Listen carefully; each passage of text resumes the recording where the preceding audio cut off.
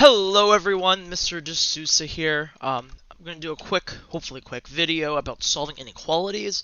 Hopefully you watched the video about solving equations, because what you learned there is literally what you're going to be using here, but with a couple of extra added things. So let's jump into it. Remember, use the timestamps down below so that you can go to the part of the video that you specifically need help with. So, solving inequalities. So, just a quick review about the different kinds of inequality symbols. So remember, equality is when we say that two things are equal, that they're the same. But inequalities is quite different. We can talk about things being greater than, less than, greater than or equal to, or less than or equal to. So if we're looking at these symbols, and again, you should have seen these symbols in the past. If I have x with this symbol, this says x is greater than some number. So x is greater than some number. This one says x is less than some number. X is greater than or equal to some number. And last but not least, x is less than or equal to some number. Notice that when x is on the side of the inequality where it opens up, so you see it's kind of like a mouth. Some people say like it's an alligator, like you can kind of draw like the eyes and then the teeth. Whatever. That we call it like I guess the mouth of the symbol. That's the greater than side. On the opposite end, when it's not on the mouth side, the open side, we say that's the less than side. So let's do a couple examples. This says, what values of x satisfy the following inequality? Well, if you notice over here, I switched it around so that the x is on the right-hand side. And that's totally okay. Because watch this. X is on the bigger side, right? The side that I guess the mouth is opening to. So this reads x is greater than 3. Again, we could rewrite it like this. X is greater than 3. Do you notice how the x is still on the open side and the 3 is on like the pointy side? So what values would satisfy this? Well, anything that's bigger than 3. So is 4 bigger than 3? Yes. 5, 6. How about 4.5? 4.5 is bigger than 3. But how about the value of 3? Is 3 bigger than 3?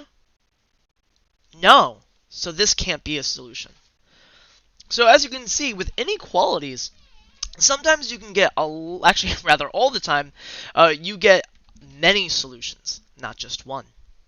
So let's try to do this next one together. -1 greater than or equal to x. Okay? Remember, we can also rewrite this the way that I'm sure a lot of you are comfortable with. It was with the x on the left-hand side. Now the x is on the pointy side, so we're going to keep that the same. Now let's read it. X is less than or equal to -1. So what values are less than or equal to -1? Well, does -1 work? Is -1 less than or equal to -1? Yeah. So is -2. You can keep going. You can say like -100. There's a lot of values. The most important thing is that you're able to identify what this is saying. Okay? Because sometimes you're going to have your x on the right-hand side. Okay? All right.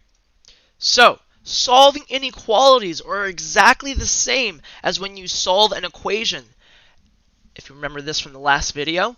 Plus, when you divide and or multiply by a negative number, you need to flip the sign. That is the only difference. So solving inequalities, you solve them the same way as equations, only when you divide or multiply by a negative number, you must flip the sign. So let's do some examples together. Boom. Let's do this. So this says 3x minus 4 is less than 5. Let's use don't call me impossible. Can I distribute? No. Can I combine like terms? There are no like terms here. Do I need to move the variable to one side? No. Do I need to, or now rather I'm left with using inverse operations. So if I want to get x by itself, we're going to move the 4 over. So the opposite of subtracting by 4 is adding 4. So we're going to add 4 to both sides. And we're left with 3x is less than 5 plus 4 is 9. I'm going to divide by 3. Now hold on. Did I divide or multiply by a negative number? No. So I'm left with x, I don't have to flip the sign, is less than 9 divided by 3 is 3. Awesome. Now, some of you might ask, well, Mr. D'Souza, can I check my work? Now, before, when you're solving equations, it's very easy to check your work because there's only one solution. However, for inequalities, most of the time there are multiple solutions. So this says, when you substitute a value of x that's less than 3, you get a correct statement. So what I'm going to do is we're going to try this out. Okay? So we have 3x minus 4 is less than 5. So what's a value that's less than 3? How about 0? So I'm going to do 3 times 0 minus 4. And I get negative 4. Is negative 4 less than 5? Yes. So why don't we get to a closer number? How about 2? Isn't 2 less than 3? So let's try it again. I'm going to be a little clever and do this. Whoops. Okay. Is 2 less than 5? Yeah. How about 3? Is 3 less than 3? No. So when I substitute in 3, I should not get a correct statement. So let's see. I substitute in 3. Is 5 less than 5? No. So all this says is that I tested values that were less than 3, and then I tested at 3. And everything that I thought was going to be true is true. 3 doesn't work, but numbers less than 3 do work. So that should give you an idea that this solution, x is less than 3, is your answer. Okay? Let's move on to another example. Let's do this guy over here. Let's not use orange. Let's use this color. So, again, you solve them the same way as you would an equation. Can I distribute? Yes. Negative 2 times x is negative 2x. Negative 2 times 4 is negative 8. I'm going to bring everything down. Okay? Now I need to solve for x. So I distributed. There's nothing to combine. There's nothing to move. It boils down to a question like this, which is just 2 steps. So inverse operations, I can add 8 to both sides. And you're left with negative 2x less than or equal to 18. Now hold on. My last step, I'm going to have to divide both sides by negative 2. Did I divide or multiply by a negative number on both sides? Yes, I did. So when I divide by negative 2, I'm left with x. This less than or equal to sign changes to a greater than or equal to sign. And 18 divided by 2 is negative 9. Okay? So this is saying all values bigger than or equal to negative 9 are solutions. Okay? Again, if I want to check my work, there's no foolproof way on doing this. So if I want to check, we can do the same thing that we did before. Let me clear this. So again, I want to test values that are bigger than or equal to negative 9. So if I literally just retype in my inequality, but let's say I'm going to use negative 9. Should negative 9 work? Should, because that is greater than or equal to 9. So, is 10 less than or equal to 10? Yes. So negative 9 works. Let's try a bigger number. So let's try negative 8.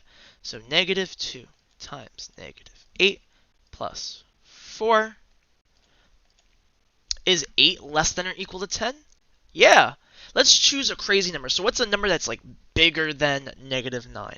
Let's do negative 100. So, sorry, positive 100. So negative 2 times 100 plus 4. Is negative 208 less than or equal to 10? Yeah. So it's starting to, it does seem that um, that this solution, x is greater than or equal to -9, works. Okay, let's do 2 more examples. Okay, these are great test questions. So, same thing. I'm going to do this a little bit quickly. Don't call me impossible. I can distribute. 5 times x is 5x. 5 times -4 is -20. I'm going to bring everything down. Okay. Can I combine like terms? Well, on this side of the inequality, everything is not a like term. And on this side, nothing's a like term. Moving on. Do I need to move my variable to one side? I do, because I have variables on both sides. Remember, from the last video, I can move the 5x to this side or the 3x to this side. I'm going to be clever, and I'm going to move the 3x. I'll explain why that's clever. Again, you can do it either way. And I'm left with 2 less than or equal to 2x minus 20. Notice how my variable is positive. If I would have moved the 5x to the other side, my variable wouldn't have been positive, and then I would have had to flip the sign. So let's move on. So I moved. I'm going to use inverse operations, so I'm going to add 20 to both sides. 20 plus 2 is 22, less than or equal to 2x. I'm going to divide by 2. I'm going to get 11 is less than or equal to x. Now, if you look over on this side, there's no 11 here, there's no 11 here, and this is not positive 11. So the answer must be 4, but you might be saying, hey, Mr. D'Souza, you have it written the opposite way. Well, if we go back to what we talked about here, we can flip them, right? So you see how the x is on the big side? Well, we can write it like this. See, x is still on the big side, 11's on the little side. And this is that. All right, let's do one more example. This also looks like a great test question. Let's choose this color. So, same thing. We're going to kind of go through this a little bit faster because we already learned how to solve equations. So I can distribute. So -2 times 1 is -2. -2 times -4x is positive 8x equals 3x plus 8. Also, I kind of messed up. I think I chose the wrong problem. So I think instead of this being an equal sign, this should have been less than or equal to. That kind of sucks. So ignore this. We'll just do this for practice. I mistyped. It was a mistake. Okay, so let's pretend that this was a less than or equal to sign.